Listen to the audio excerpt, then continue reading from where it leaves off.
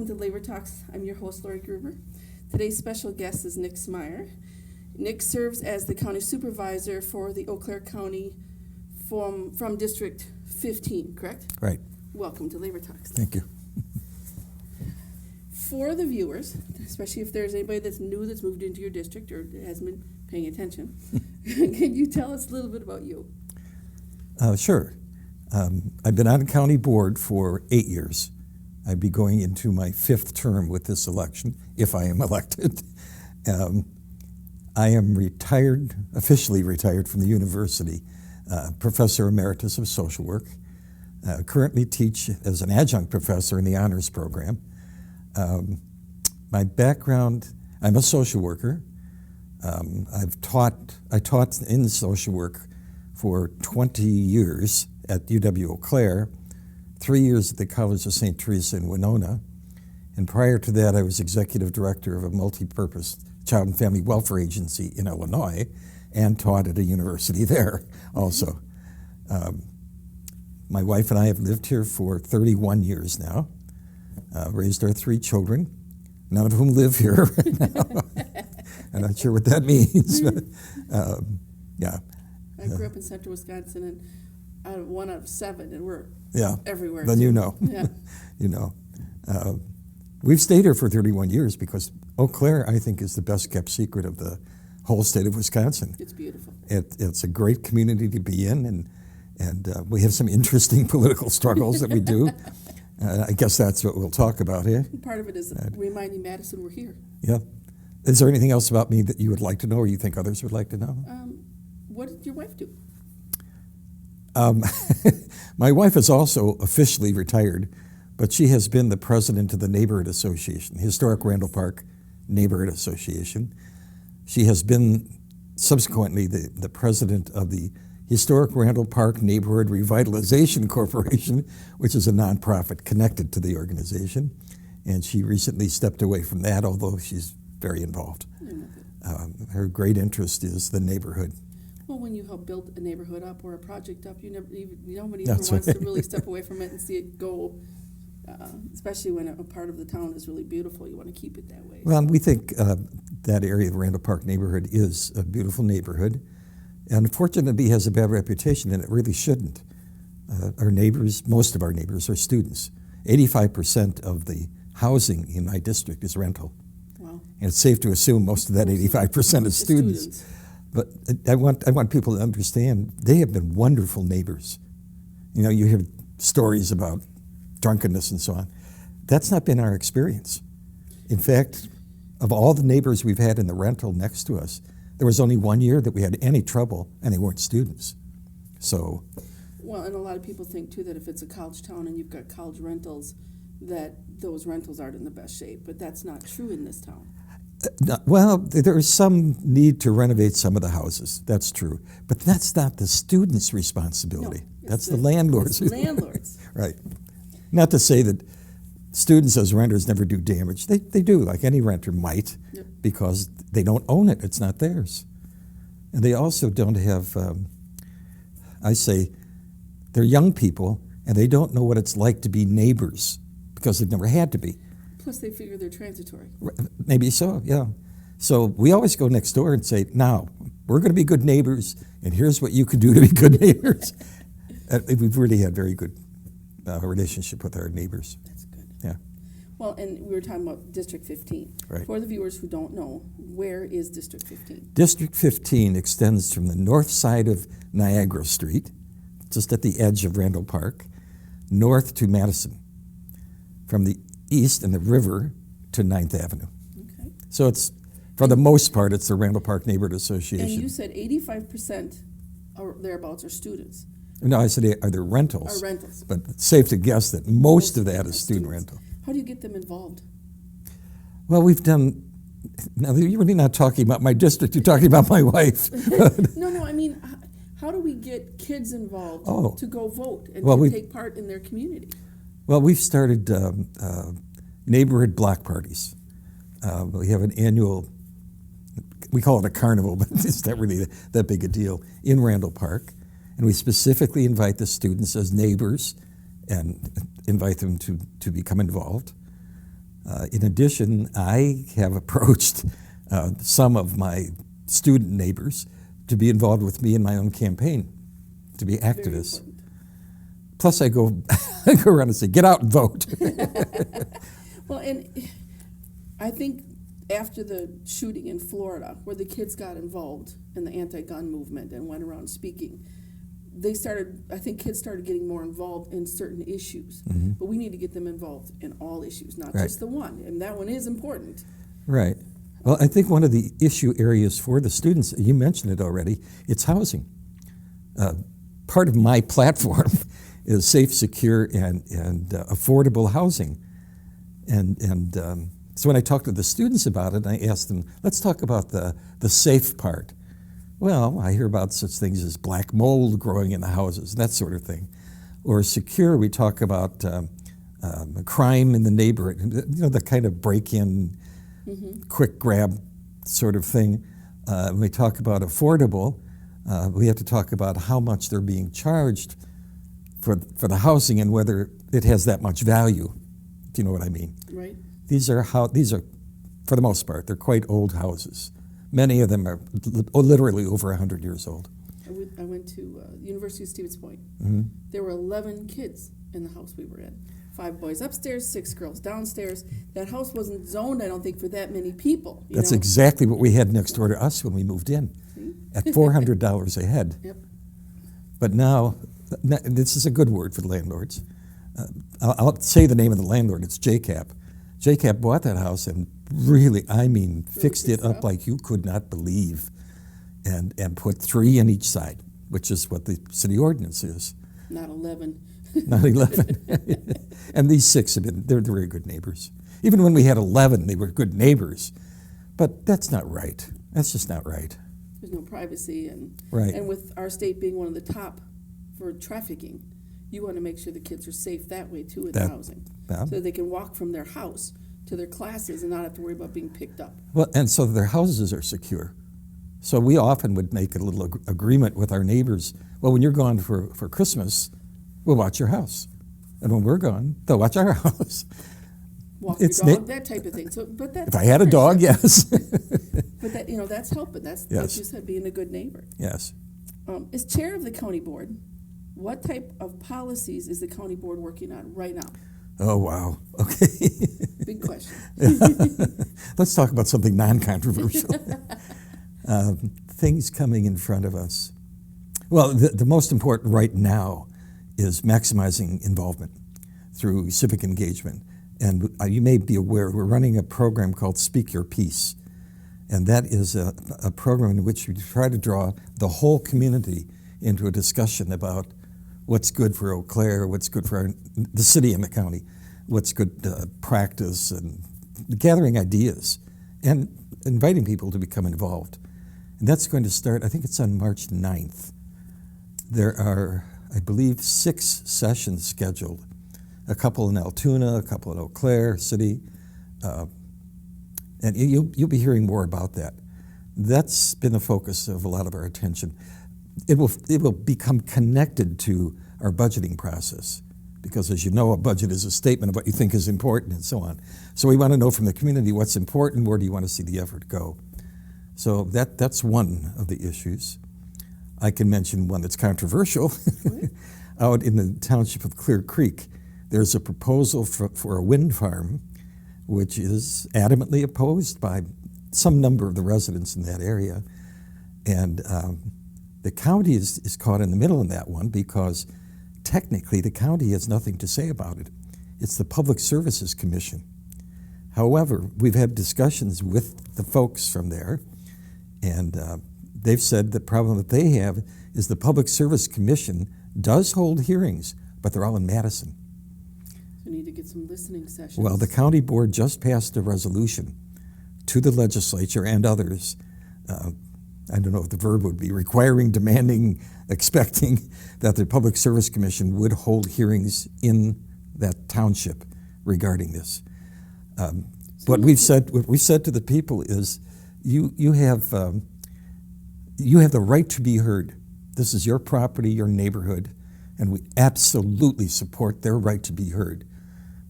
That may not prevail. I don't know. But the process should include their Well, and Free precedent has speech. been set too, because the Department of Transportation goes around and does meetings locally when they're gonna work on a highway or a big highway project in that area. So there should be no reason that another department can't come and do those same types of things. And There should be no educate- reason. Right, there should I be don't no know what reason. that reason might be, but the Public Service Commission, as far as I know, hasn't agreed to do that. Yeah. So that would be another one. A very major one for us right now is budget, revenue, because Act 10, which is now, I think, 9 years old, permits property tax levy to go up by no more than 2%. Well, 2% isn't even equal to inflation. Right. So you start adding 2%, 2%, 2%, you're not going to be up to current costs. And I've been down to Madison 3 times this month in different lobbying efforts. And in each one, I've made the point to the legislators, we have 72 counties. All 72 counties are experiencing severe revenue problems. And the municipalities as well. Oh, yes, I don't want to leave them Right. out. But the difference is municipalities have home rule. Counties do not have home rule. We have administrative home rule, but we don't have home rule, which means this is not anything against the city. The city has other options than we have because we are extensions of state government. Cities are not. They're established by state charter. Correct.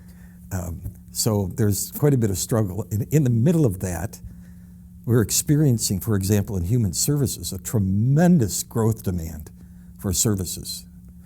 I'm trying to find the funding with flat revenues to try to. Well, and that means that human services goes over budget. And that creates a problem because then we have to take the budget overage out of our fund. And if our fund decreases, then when we go for bonding, we have to pay more on interest for it. It's a vicious circle of some kind. And I've made the point to our state legislators. First of all, they have to do something. This is a crisis. They have to do something. Second, there are a variety of choices. They can say, well, let's, and I suggest this, increase the percent. Take it up to 3%. See how that works. Take it up to 3% and tie it to the CPI. Do something that makes it flexible, because the longer it stays at 2%, The further behind we're it gonna just get. compounds every year. Have I filled enough? My father was a town chairman, but also a county supervisor in the county that I grew up in. Mm-hmm. His major complaint every year was the flat revenues, non-shared revenues. Right, And exactly. no way to change it, to raise the revenues to pay the bills. Right. You know, Oh, I'm going to add one thing to that. Mm-hmm. We receive unfunded mandates from the state legislature. You will do this, but we're not giving you any money to do it. So as that property tax levy squeeze comes on and the unfunded mandates increase, you've got 2 things now pushing on the budget. I have to say that we've managed it so far, but it's reaching a critical point. Our Human Service Department now has over 200 employees in just the one department because of the range of services it offers. There are 10 major programs. 9 of them are mandated programs.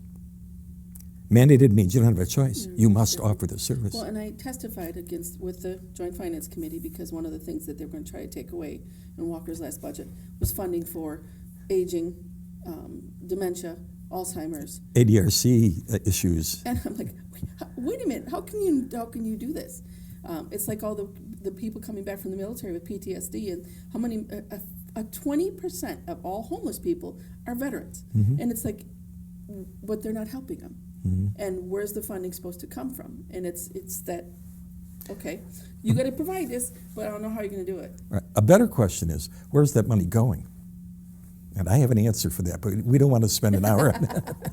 I'm on the review board also where I live. So we also have people coming in. This is the second fastest growing county in the nation. I live in St. Clair County. And they come in and they're like, Walker said our property taxes were going to go down, and they didn't. They went up. Where's my money going? How come mine's not going down? And trying to explain to them, you've got to look someplace else. We're not the ones doing that. Mm-hmm. That's true. Or That's the people complaining, I got knocked off Badger Care. You need to look a little closer to home. It wasn't the federal government that did it. They should be asking the question, where's that money Where's it going? Right. You also serve on several other boards. Can you tell us about those? Like the Bolton House, for instance. Well, that I served on the Bolton House board until I came on the county board. When I was in Illinois, and I was the director of an agency there, I started one of the first domestic violence programs in Illinois. So when I came up here, I'm going to mention a name, and he's going to be upset that I say it. Jerry Wilkie, who is the former director at Bolton Refuge House, pushed on me to go on that board because of my experience in social services, budgeting administration, finance, fundraising, and I served as president of that board. So I went on that board in 1994, and I went off. I'm forgetting now, but I think it was 8 years ago when I came on county board, because it would be a conflict of interest in some ways. So I found that fascinating, and it fits into the general picture of social services in this county. I don't think people realize we have an immense array of services. When I came to town, I thought, I'll look in the yellow pages and see what we have. We cover everything, and we cover it well. You can't point to an agency and say that's a bad agency. We don't have that. Well, I know there are a lot of other refuge houses in Yes, there are. in Eau Claire. I also know that we have a homeless problem, but part of that is in order to go to those shelters, they have to be clean and sober. Yes. And some of the homeless people, and I'm not trying to judge them or anything, don't want that. I think you're correct. We have a variety. We have Sojourner House. We have Bolton Refuge House. Western Dairyland has some houses for the homeless and homeless vets. Hope Gospel Mission has. And Hope Gospel. Mission. Sorry, I forgot to mention that. And they have a variety of requirements and programs and so on. But they're to help them. Yes. And they're funded, which, and I don't mean they're richly funded. No. None of them are richly funded. But what that means to me is that the private sector in this community is very responsive to need, very responsive. Anytime we need volunteers for this or that, for example, Bolton Refuge House, they're there. People step forward and they do it. It's a great community. And it's good for people to know that there is a shelter like that for women and children to go to for domestic violence, because a lot of times people that are abused don't feel that the system works for them. Correct. I'm going to do an ad for Bolton Refuge House. You may. Bolton Refuge House is one of the few in the state, first of all, that operates in the black, and secondly, that actually owns property. It has just erected a transitional living facility on the same property. It's on Farwell Street. I always have to stop and think about it. It's on Farwell Street. You can see it as you drive by. So it's a very well-run program. And the others I served on the board of Western Dairyland. Same thing there. Because a lot of times, like I said, they don't feel that they should come forward because they don't feel there's any place for them to go, but that's not true in our county. Right.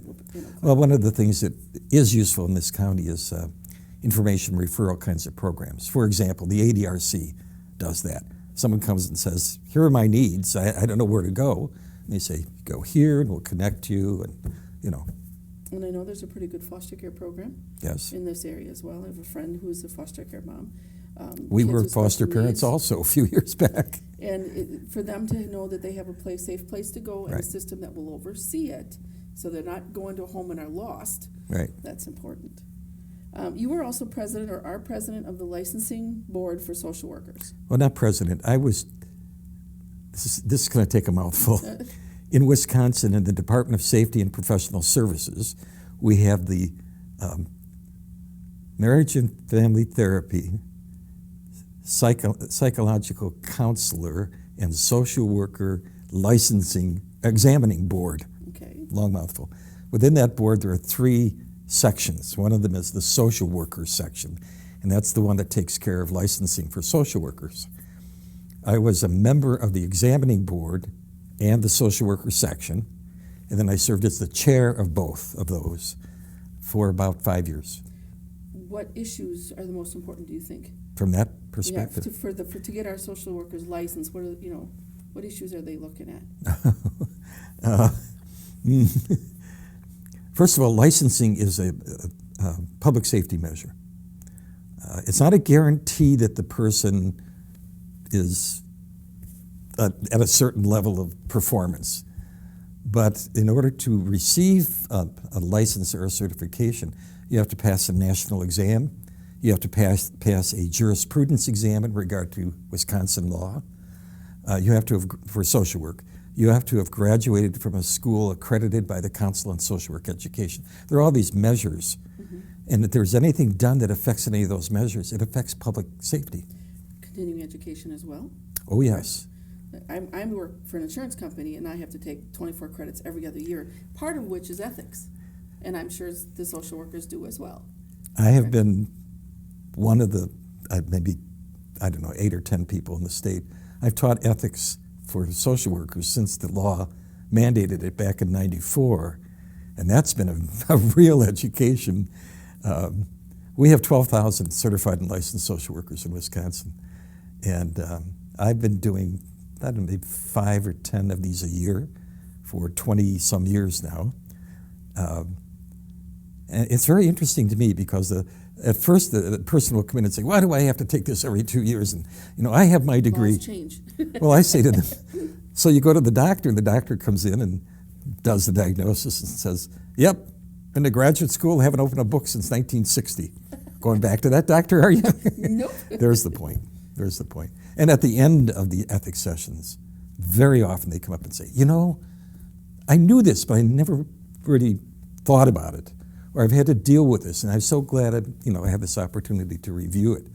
So I'm not really teaching ethics, I'm really massaging their awareness. And how it affects them. Do you have any advice for social workers today so they don't burn out? Well, today in social work, one of the changes is a renewed emphasis on self-care. And some social work jobs are more burnout related. For example, child protective services. Those people, if they don't take care of themselves, they'll burn out within 2 years. If they do take care of themselves, they either switch out and switch back, they move around, or they learn how to take such good care of themselves. I just talked with somebody the other day who's been in CPS for 20 years. That's what I said. Wow, I don't think I could do that. So self-care emphasis is, I wouldn't say it's new, but there's a renewed emphasis on it. Good. Because I have a couple of friends that are former social workers. They burned out. Yeah. And we don't want the public thinking the system fails, and we certainly don't want our social workers thinking the system fails. Well, it's a professional responsibility. You're supposed to pay attention to that. It's supposed to be taught in the programs. You're supposed to practice it. I've been a social worker for 52 years and done a variety of things. And the reason I've done a variety of things is that I move around. And, yeah, you grow, you learn. So. You're a professor emeritus from UW-Eau Claire. Right. What current issues do you see challenging our Wisconsin universities today? Lots of them, right? I'm so glad you asked the easy questions. Well, you always have to begin with revenue that supports the university, because we've been in a cut mode for a number of years. In the social work, I was chair of the social work department also for, I think it was 7 years. And our budget did not change. We had the same budget from 1979 with some moderate changes. So money is always an issue. And the amount of money that the state legislature puts into the public university system has been declining. It used to be about 73%. You know what it is now? Less than 18%. So there are some universities which have talked seriously about going private, because when they come down that low in public support, they can make that up in fundraising. Well, and UWSP was a teaching college, a college to train teachers. Right.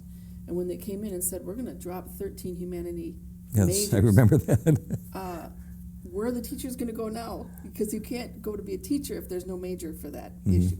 And that's, I graduated in a humanity major, and I'm like, whoa, wait a minute. And the other challenge I see happening is that baby boomers are all retiring. There's going to be all these gaps in different trades and different occupations, every occupation. Kids seem to be wanting to go, and I want kids to be able to do what they want to do. If this is where your dream is, do it. But somebody needs to educate them younger on where jobs they need to be filled. And we're going to have a... Well, as you know, I think you know, we are in a severe labor shortage in Wisconsin. Not mild, not a shortage. No, severe. This is a crisis shortage. And it's not just in the low-wage jobs. It's across the board. It's not a matter of attracting people back who've left the state. Maybe that could be part of it. But we have to talk about raising a workforce here. We also have to talk about raising a wage. Let's talk about that. I have a firm opinion about that because you may remember that a few years ago, after much turmoil, the county board passed a living wage ordinance, Yep. which really applied only to the agencies with whom we contracted. And I said at the time, 10 minutes after we passed this, the state legislature is going to chop it. And that's what they happened. did. Well, we had a governor that said $7.50 was a livable wage. And my response was, then you live on it. My husband, Let's change your wage and you live on it. And I've said before, my husband's a robotics machinist. We live in St. Croix County. One of the reasons we live in St. Croix County is because I work here. He works in the cities, because by going over that border, he can get $10 to $15 more an hour. Mm-hmm. There's something wrong with that picture. Well, when we talk about the poverty rate in this area especially, we have a very high poverty rate. And people say, well, what's the solution? They don't have money. The solution is to make sure they have more money. $7.50 an hour is absolutely scandalous. And even worse is the tipped minimum wage, which the people working in restaurants receive, which is $2.50 an hour, which means the owner of the restaurant is depending on the customers to make up the wage for those. It's a crazy situation. The solution, I don't want to talk about minimum wage. I want to talk about living wage. Raise wages to a living level and tie that to inflation. Because every time we raise minimum wage, it's 10, 20 years before we do it again. So that means the people who are down back here are really below And they got to level. do something for the people that are already working to adjust theirs. Or Yes. you got a lot of Yes. this in a company. And there's precedent for this. The city of Seattle has a $15 living wage. I don't know if it's adjustable, but it's $15 living. And people were saying, oh, they'll lose jobs and the economy will collapse. None of that has happened. None of it. If you don't mind my saying it, it's another example of what I call booga politics. You should be afraid. You should be afraid. Afraid of what? Just trust me. You should be afraid. I testified against the Act 10, the hearings, because I had So three did I. nieces that were graduating from universities. None of them are working in their field. One of them was magna cum laude, and she's getting $11 an hour at a job, which we know is below poverty level. How are they supposed to pay back their college loans There's another topic. when they can't Yeah. make a living wage? Yeah. Now, you're currently running for re-election to the county board. What do you feel are the most important reasons why the voters should look at you to keep you there? I'm debating how honest I want to be about that. Contrary to my wife's opinion about that, when I came onto the board, I believe I was elected because I have experience in budgeting, administration, public relations, public policy, so that body of knowledge. Plus, I've been on the board for 4 terms now, and I'm currently the chair, and so I've come to know and understand the function, the structure and the functions of county government, which is extremely complex. And so I don't care who my opponent is, he can't possibly have that. So I say what you're buying is all that. That's what you get when you elect me. What you get when you elect the other person is he's back at that starting point. And the unknowns. And the unknowns, right.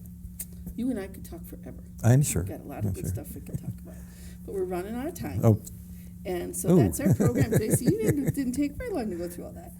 My thanks to our viewing audience and to Nick, who made today's program possible.